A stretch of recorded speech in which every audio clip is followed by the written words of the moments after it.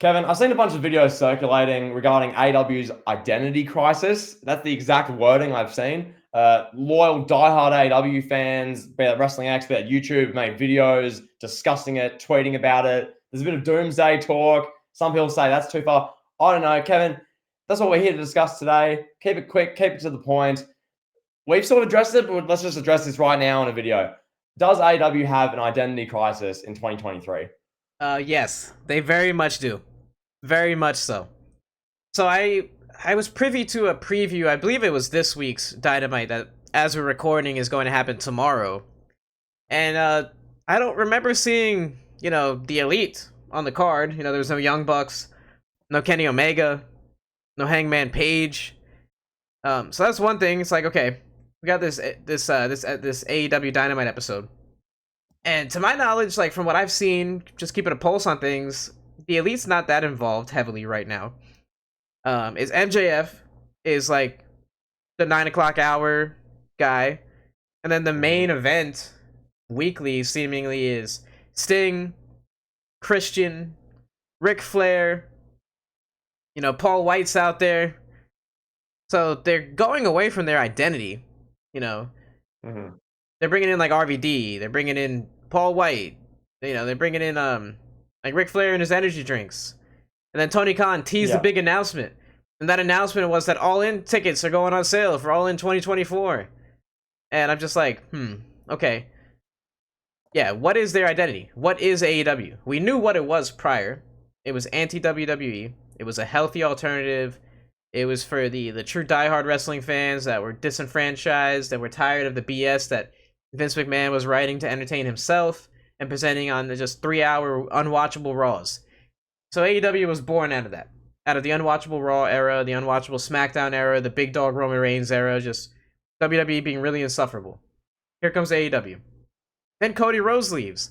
And it's like, okay, that was a big blow. No problem. Bring in CM Punk. Okay. Big splash. CM Punk kind of fits this build. CM Punk's as anti-WWE as anybody. And now CM Punk's gone. The Elite are not in the good graces of the fan base right now.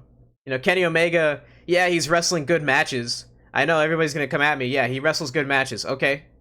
What is Kenny Omega? What else is he doing for the bottom line in AEW? Hangman Page, kind of dwindling as a star. Like, everybody was like, oh, he's the future. He's the future. Well, it gets to a point where you got to be the now. And Hangman has not been the now. So, with CM Punk gone, with Cody gone, now we're just at a point where Tony Khan's bringing in whatever guy, old guy he can muster up, and AEW's is soulless. It's directionless. Well, Kevin, and I'm sure someone may see this and say, yeah, but Dynamite this week. So, for instance, you look at a show like they're going to do this week. I'm sure they'll put in more talent who are younger. Like maybe you'll have wrestlers. Because this is my problem. Tony Khan is very sporadic, is the word I'd use. It's very much whatever's the now, whatever's the next hit. And he sees a bit of backlash for, okay, you brought out Paul White last week as this partner for Jericho and Kenny Omega. There was a bit of backlash. There was hate for that. The previous week, there's hate for Ric Flair being so heavily involved. There's some hate there. So then what Tony Khan will do is go back into his shell and for the next maybe week, 2 weeks, maybe give some actual younger, authentic AEW homegrown talent more of a spot. You might see probably Swerve Strickland more. You might see MJF not actually get buried to end the show, getting scissored by other acclaimed guys and getting pinned clean. Maybe he might actually be presented better. But then what happens in 2 or 3 weeks, once that hit of the toys and the action figures gets boring for Tony Khan, he just wants to go sign someone else. Go sign another old guy. Or he'll go bring Mark Henry out from the back and have him appear on screen and in a wrestling role. Like, this is sort of the problem. It's how, even if there is a direction, it changes so much. It felt like, I believe, this is my opinion, 2019, the roster was very bare bones. You had Jericho, Cody, and they were trying to make MJF and Darby Allin and Sammy G and Jungle Boy. Those are like the pillars they were trying to make. And you had like your couple, I guess, Omega and maybe Hangman Page as sort of established more so guys. And it was very clear the roster setup, Moxley, it was very obvious who the guys were and who they were trying to push. But because Tony Khan wants to sign everyone, Kevin, it's just gotten so murky. He's trying to please everyone. He's a nice guy. He's trying to make everyone happy. So he gives this guy a spot for a week on TV, then that guy a spot for a week, and then another guy a spot for a week, and then this guy a spot for 2 weeks. And then the wrestlers who a month ago got a spot but haven't had a spot since, now disgruntled and thinking, what's going on? Like, I thought I was getting a spot, but now I'm not. What's happening? So that's a massive issue, which has probably led to this identity crisis, really. It was very easy to identify AEW. Everything you said there was bang on, I feel like, about the alternative and what it was, and the sort of the big stars and the Phil stuff and the Omega thing and all that. I view it from a different lens, that it was so much simpler then. It was simple to identify with product. I knew who was going to be pushed. I knew roughly what they were doing. I could explain to you week to week the direction they were going as a product. Now, I don't know what the hell is happening. 1 week MJF's cutting an amazing promo. He's on the trajectory to be the star. Next week, he's getting pinned clean in a random 6-man tag match. He's doing dumb stuff with the Acclaimed, with like they're doing this in the ring, and he's dancing to end the show. I don't know what they're trying to be anymore. I just don't. And until they fix that, it could just turn into just Impact Wrestling, where it fizzles out, loses hype, loses buzz, and it sort of just dies away. I don't know. That's sort of where I'm at, Kevin. Hopefully, they put on a great Dynamite this week and they can get direction going, because I don't think they have direction, which is really identity. It's the same sort of word, identity, direction, what they are. They've lost it.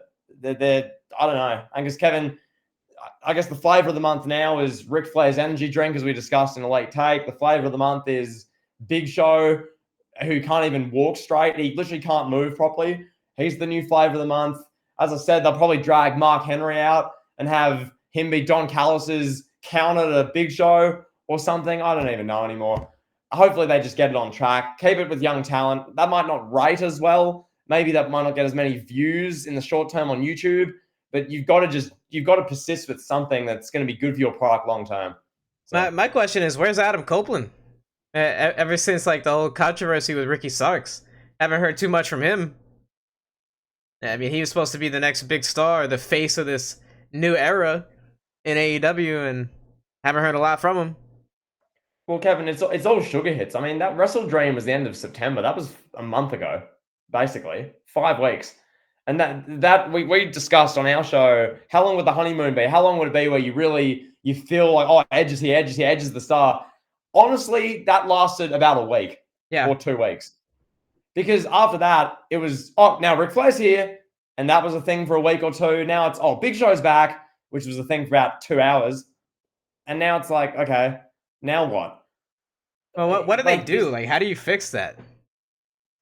Well, you can't be so dependent. Again, it's the same thing as if someone's so dependent on, any sort of thing, whether it's cigarettes, whether it's food, whether it's whatever, and you just keep having to go back to it. With Tony Khan, it's having to go back to new signings, big announcements, new this, like hits of something. You just stem that and go, no, we're just going to do us. We're just going to have our product, our thing. Forget everything else. We're AEW. This is our identity. These are our wrestlers. This is who we're pushing. Even if it pisses off a few wrestlers and a few wrestlers leave, a few wrestlers go WWE, you say, our core 10 guys are this. Our supplementary 10 guys are this. Everything else is just external noise. Forget it. Instead, Kevin, it's, Edge, that's a sugar hit for 2 weeks.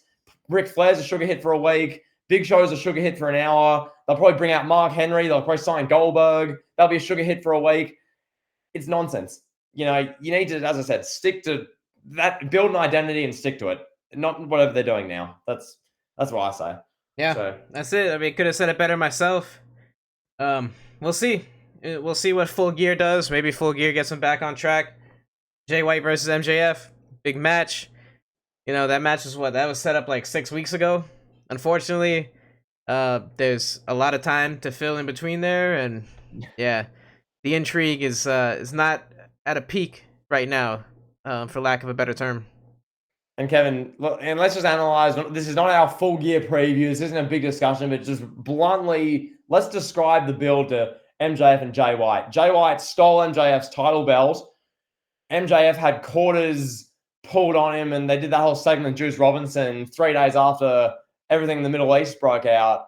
And then MJF got pinned clean by Jay White. The world champion got pinned clean randomly in a 6-man tag on Dynamite.